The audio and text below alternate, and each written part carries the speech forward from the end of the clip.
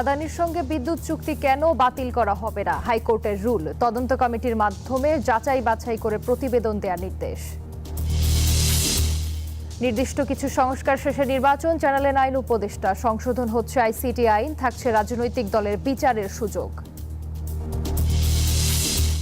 ক্ষমতার জন্য নয়, রাষ্ট্রের স্থিতিশীলতা রক্ষার জন্যই নির্বাচিত সরকার জরুরি, বললেন ফখরুল। 15 বছরের বঞ্চনা থেকেই মানুষ মাঠে নামছে।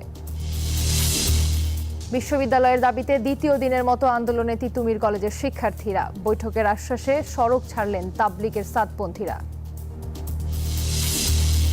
ভয়াবহ চ্যালেঞ্জের মুখে দেশের আর্থিক খাত, জানালেন অর্থ উপদেষ্টা। দুর্নীতি বন্ধ, প্রয়োজনীয় প্রকল্প বাস্তবায়নে গতি বাড়ানোর চেষ্টায় সরকার।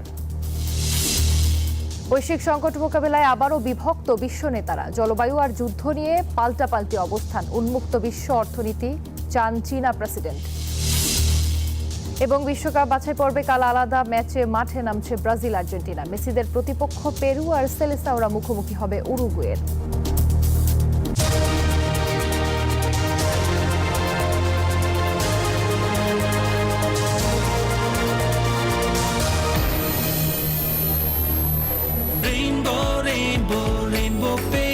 Rainbow Paints.